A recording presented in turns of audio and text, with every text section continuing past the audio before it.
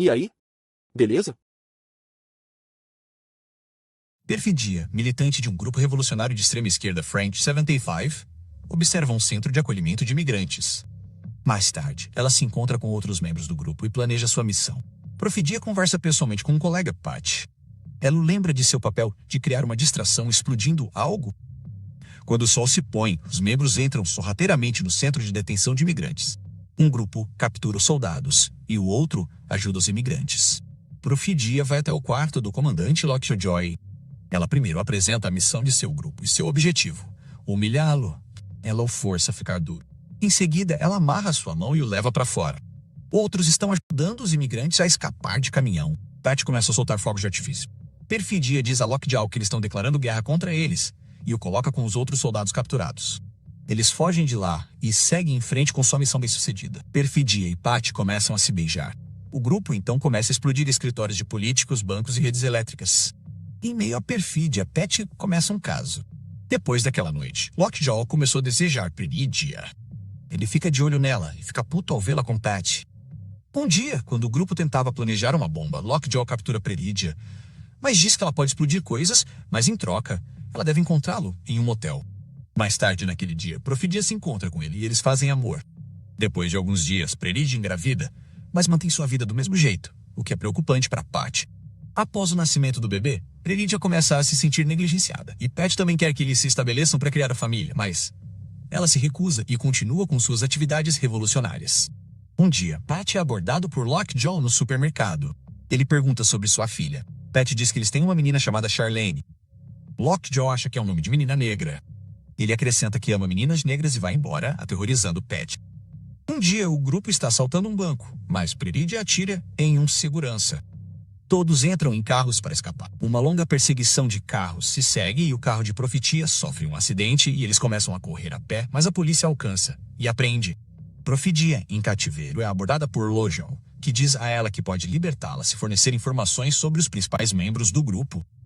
Com sua prisão, Pat está fugindo e um colega de grupo, Howard, lhe dá um dispositivo. Ele explica que quando o dispositivo é fechado, ele toca uma música e eles podem confiar totalmente na pessoa com o dispositivo. Ele também dá uma evolução com linguagem de código para se comunicar e diz a ele para queimá-la, após memorizá-la. Pat está pronto para partir com sua filha. Eles se esconderão em uma cidade santuário de Beckton Cross. Perfidia vaza informações sobre os membros do grupo e eles a colocam no programa de proteção a testemunhas. Lockjaw começa a caçar seus companheiros e até mesmo derrota muitos deles. Lockjaw é premiado por derrotar o grupo French 75. Ele vai se encontrar com Perfidia, mas descobre que ela escapou de lá. 16 anos depois, a filha de Pat cresceu e agora vive como Willia Ferguson. Ela está aprendendo karatê com o sensei Sérgio. Pat agora está saindo como Bob Ferguson. Bob se tornou um maconheiro e um pouco paranoico sobre tudo. Lockjaw surgiu em seu campo e um dia ele é convidado para um grupo de supremacistas brancos chamado Christmas Adventure Club. Ele se encontra com eles. Eles têm algumas suspeitas sobre seu passado. Eles farão uma verificação de antecedentes sobre ele e cancelarão seu processo de adesão se alguma irregularidade for encontrada. Eles perguntam se ele se envolveu em alguma relação interracial e muitas outras perguntas. Ele nega tudo. Howard agora está deixando Offred e comandando o grupo French 75 secretamente. Um dia, Avanti, um caçador de recompensas, o captura e o leva embora. Um grupo de crianças vendo isso vai até seu quarto e divulga a mensagem de que Howard foi capturado. Avanti o leva para uma instalação militar. Howard está sendo interrogado sobre o paradeiro da bebê Charlene, mas como ele não quer dizer nada, eles o ameaçam com a vida de sua irmã. Ele é forçado a vazar a informação. Eles dão essa informação para Lockjaw. Lockjaw prepara seus homens e diz que eles irão para Beckton Cross para prender 2 alvos de alto valor, V-Bob e Willia Ferguson. Eles chegam à cidade.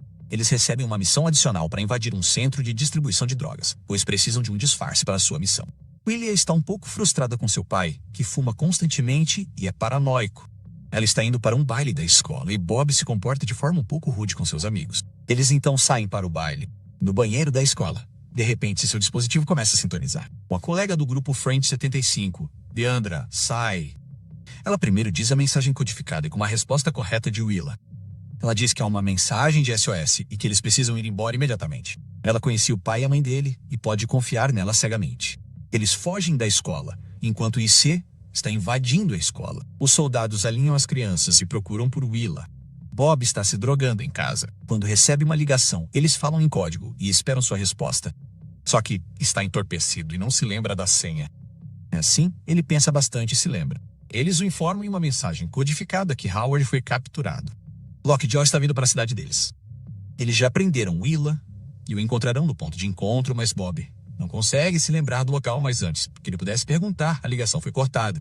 Ele tenta se acalmar e pensar em uma saída. Lockjaw e seus soldados invadem sua casa. Ao vasculhar a casa, encontram um túnel, mas temendo que possa haver armadilhas, eles jogam granadas de fumaça lá. Bob consegue escapar antes que a fumaça tome conta. Ele aparece pelo outro lado, que se encontra na selva mais densa. Ele sai de lá e encontra um banheiro para lavar os olhos rapidamente. Ele sai para a estrada, pois seu telefone não está carregado, e usa um telefone público. Faz contactar os membros do grupo francês Subsolo 75. Ele pergunta sobre o ponto de encontro, mas eles perguntam que horas são, mas ele não consegue se lembrar. Dá resposta em código. Ele tenta explicar sua situação e pede para ele pensar, mas o homem diz que, sem o código, ele não vai compartilhar nenhuma informação. Toda a cidade tem agentes do ICE realizando revistas. Bob corre pela cidade em meio ao caos e bate na porta do escritório de Sérgio. Ele procura uma arma. Sérgio é um líder da comunidade legal da cidade e está bem informado sobre as atividades da cidade. Ele diz que eles precisam ir embora e que ele vai conseguir uma arma para ele. No carro, Bob conta tudo a ele. Sérgio pergunta por que ele não liga para ela, mas Bob diz que ela não tem um telefone, pois é muito arriscado. Mas Sérgio revela que ela tem um telefone secreto. Os agentes estão interrogando as crianças sobre o paradeiro de Willa, mas nenhuma delas sabe de nada. Ele pergunta se ela tem um telefone, mas eles dizem que não, pois seu pai é paranoico e não a deixa. Deandra pergunta se ela sabe sobre Dentinho. Ela diz que sim. O pai dela disse que foi ele quem matou a mãe dela. A cidade está um caos enquanto os moradores protestam contra o IC. Um grupo de skatistas se aproxima do carro de Sérgio e ele explica o que é o que fazer. Ele então leva Bob para sua loja, onde ele está procurando um carregador para seu telefone. Ele explica o próximo passo dos outros. Eles então vão até as pessoas sem documentos que estão escondendo e dizem que elas precisam ir embora e que providenciaram uma passagem segura para sua fuga.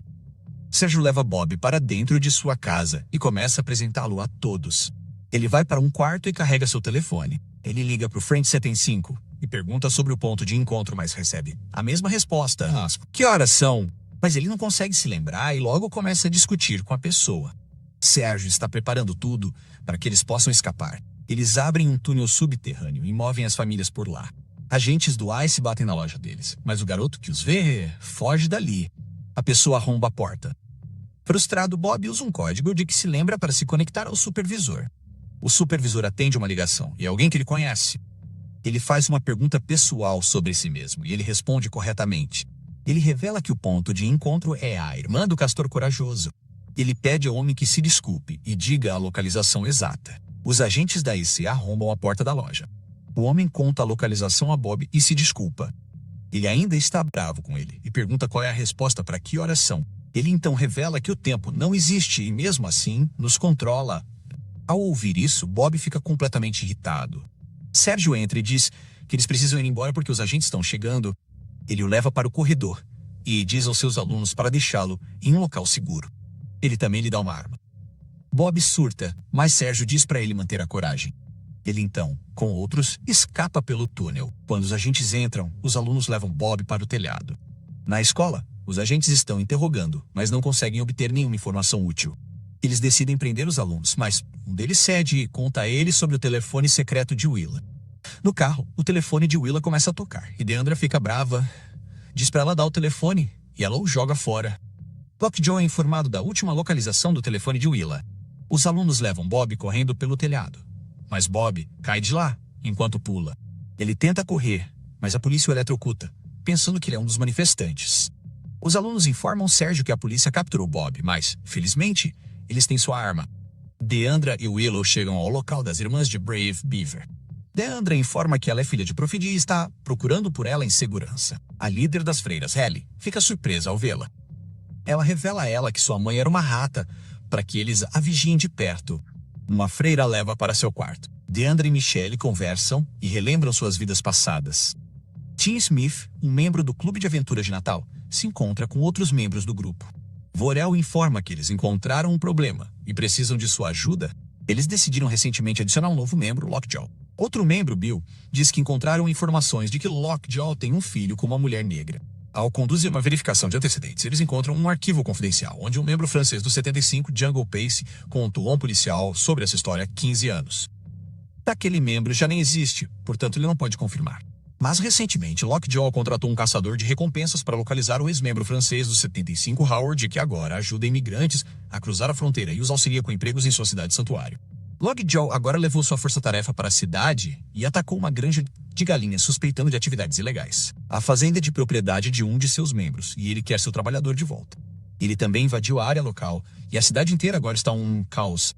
Tim entende que Lockjaw está procurando por seu filho mestiço. Ele pergunta sobre a mãe da criança. Eles mostram a ele o arquivo de perfidia informando que o policial que apreendeu era Lockjaw. Ela foi para o programa de proteção a testemunhas e fugiu de lá. Agora ela provavelmente está em Cuba ou na Argélia. Roy, o líder deles, diz a ele que ele precisa esclarecer o assunto para eles. Tim entende seu trabalho e pede licença. Will está treinando com as freiras. Ela fica um pouco brava depois de saber do segredo de sua mãe. Ela pergunta a Deandra se sua mãe era realmente uma delatora, e ela confirma. Bob está sob custódia policial, agindo como um drogado, e a polícia o leva para a triagem. Disse ter empregada, e uma enfermeira está checando a situação dele. De repente, ela o chama de Bob e pergunta se ele é diabético e se tomou insulina. Bob entende e diz que não. A enfermeira diz ao policial que ele precisa ser levado para o pronto-socorro. No hospital, uma enfermeira chega e se aproxima dele. Ela o liberta e lhe diz o caminho pelo qual ele pode escapar. Depois que ela sai, Bob foge de lá e, descendo, vê Sérgio esperando por ele. Ele diz a ele que eles precisam ir para o local das irmãs do Castor Valente. Lockjaw está integrando um homem em uma loja de estrada próxima. O homem diz que viu uma van indo em direção a uma colina com uma garota negra. Ele pergunta o que há naquelas colinas. O homem diz que mora um grupo de freiras que cultivam maconha. Lockjaw acha isso um absurdo. Deandra e Willa estão sentadas quando ouvem um som e Deandra vai verificar. De repente os agentes invadem e prendem Willa. Eles o levam para Lockjaw e ela vê todas as freiras detidas. Eles a colocam na frente de Lockjaw e ele ordena que as deixem em paz. Ele então pede que ela se aproxime e a examina cuidadosamente. Ele então a coloca na cadeira e pega um kit de teste de DNA. Ele coleta uma amostra de DNA da boca dela e pega sua própria. Ele coloca as duas na máquina e prepara o teste. Ele diz a ela que se não der certo, ela pode ir. E se der certo, eles terão um problema. Enquanto esperam pelos resultados, ele pergunta a idade dela e se ela tem namorado, mas ela não responde. Em outra sala, um agente está interrogando Deandra sobre a localização de Patty, mas ela diz que não sabe. Willa pergunta a Dentinho se ele forçou sua mãe ou se a amava. Dentinho diz que se ela acha que ele é seu pai. Ela diz que não importa quais sejam os resultados. Ele já tem um pai, e não é ele. Ele a agarra e diz que ela deveria colocar mais maquiagem para ficar apresentável. Eles começam a discutir, e ele a chama de espertinha, assim como sua mãe. Ele verifica o resultado e mostra uma linha reta, indicando que é positivo. Ele então junta todas as coisas e se prepara para ir embora. Bob e Sérgio estão em um carro quando um policial começa a segui-los e ordena que parem. Ele diz a Bob que precisa pular do carro. Bob se senta perto da janela para pular, mas fica com medo. Então move o carro e ele cai. Ele se esconde da polícia atrás da porta. Com fios, liga o carro e foge pelas colinas sem medo. Ele assume uma posição no andar de cima para verificar o local à distância. Lockjaw vem para agarrá-la e ela tenta correr, mas Lockjaw a agarra e a leva embora à força. Bob está observando o movimento dos agentes à distância com um sniper. Ele vê Lockjaw colocando Willa no carro. Ele tenta atirar em Lockjaw, mas erra. Lockjaw entra no carro e vai embora. O soldado se prepara e atira em direção ao seu local. Ele desvia das balas, volta para o carro e vai embora. Ele está tentando seguir o carro de Log. No carro, Lockjaw diz que sua mãe era uma bruxa bonita, mas Willa diz que ela era uma rata. Lockjaw diz que ela era uma mulher que lutou por sua liberdade, mas Willa continua dizendo que ela era uma rata. Ele tenta bater nela com raiva, mas para e diz que ele deve respeitar o pai e a mãe dela. Ele então a leva para Avante, o caçador de recompensas. Ele diz a ele que precisa se livrar dela. Ela é uma criança mal envolvida em um cartel e ninguém sentirá sua falta se ele desaparecer. Mas Avante diz que não gosta de crianças. Apesar de suas ofertas de dobrar o dinheiro, ele recusa. Então ele o instrui a levá-la a um grupo de milícia e ele concorda. Ele então a leva para fora, mas ela está tentando escapar. Mas ele empurra a força para dentro de seu carro.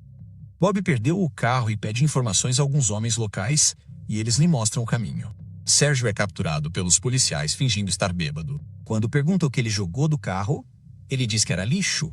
Will está tentando arrombar a porta. A Vani pergunta se alguém vai procurá-la. Ela diz que sim. E quando a encontrarem, eles vão acabar com ele. Dentinho está dirigindo quando um carro passa ao lado dele e pede para ele abaixar a janela. Ao fazer isso, ele saca uma arma e atira nele. Avante leva Willa para a milícia e diz que é de Dentinho. Ele a amarra na cadeira e dá a chave para o zelador. Ele chama alguém para ir. Tim se certifica de que Lockjaw está no chão e vai embora. Bob, procurando o carro, vê que ele bateu.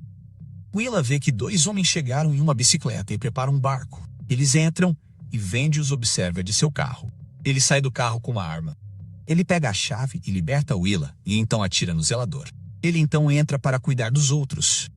Willa corre e se esconde atrás do carro. Ela então entra no carro para ir embora, mas não tem a chave. Bob verifica o carro batido de Lockjaw, mas não encontra Willa. Ele pega seu dispositivo e grita a mensagem de código, chamando Willa para sair. Ele entende que ela não está lá e volta para seu carro. Willa pega a arma de Avante e vai em direção à casa. Ela vê que todos estão mortos. Ela pega a chave de Avante. Ela então liga o carro e foge de lá. Ela está dirigindo na estrada quando vê um carro a seguindo. É Tim quem a alcança. Ela sobe a estrada e para o carro no meio da estrada em um ponto cego. Ela então sai e se esconde ao lado da estrada apontando a arma. Tim, subindo uma estrada, bate em seu carro. Willow aponta a arma para a porta. Tim sai e ela grita a mensagem codificada. Mas Tim fica confuso e pergunta o quê? Will atira nele. Poucos minutos depois, Bob também chega lá. Ele pega a máquina e pergunta por Willa. Mas ela ainda está apontando a arma e pede a mensagem codificada. Bob responde a ela e diz que ele é seu pai. Abraçaram-se e, logo a seguir, Bob saiu de lá com a sua pequena filha. Surpreendentemente, Lockjaw ainda está vivo e ensanguentado, andando na rua. Às vezes, mais tarde, ele se encontra com o Clube de Aventuras de Natal. Eles perguntam sobre Profidia e se ele se envolveu com ela de alguma forma. Lockjaw, agora com o rosto desfigurado, diz que enfrentou muitos inimigos em batalha, e uma vez ele foi comprometido. A mulher o arrastou e se envolveu com ele. Ele acredita que a mulher era uma ladra de esperma. Virgil pergunta por que eles farão isso. Ele diz que acha que eles provavelmente desejam sua mente e corpo poderosos. Lockjaw agora se tornou um membro do Clube de Aventuras de Natal. Um dos membros o leva até seu escritório. Depois que ele sai, Lockjaw orgulhosamente se senta lá. Logo ele percebe que um gás está saindo do andar de cima. Ele então adormece pelo resto de sua vida. Alguns caras em traje de proteção vêm e levam seu corpo e o cremam. Bob conta à filha que sua mãe lhe enviou algumas cartas, mas ele não as compartilhou com ela porque estava tentando protegê-la. Mas agora ele sente que é a hora. Ele dá a carta. Ela lê, e sua mãe diz que não sabe como eles chegaram a este lugar, perguntando se ela está bem ou não. Ela diz que agora se sente fraca. Ela tentou mudar o mundo, mas falhou. Mas talvez ela faça do mundo o lugar certo. E quando chegar a hora, eles se encontrarão novamente. Depois de ler, ela vai e abraça seu pai. Bob agora tem um telefone e Willa está ensinando a ele como usá-lo. De repente, chega uma chamada de rádio informando que há um protesto em Oakland. E com a bênção de seu pai, ela parte para participar. Então esta foi a recapitulação do filme Uma Batalha Após a Outra 2025. Se você gosta do nosso conteúdo, inscreva-se, curta e comente. Pira nossos outros vídeos. Você os achará interessantes.